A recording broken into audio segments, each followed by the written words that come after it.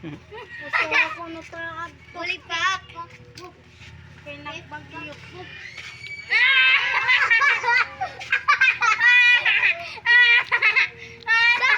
Pakala niya kanina. Uy, pagparaan. Ha? Pakbog. Pero kala anay. Pero kala anay. Kanina. Pag-deliver ko. Kompleto na.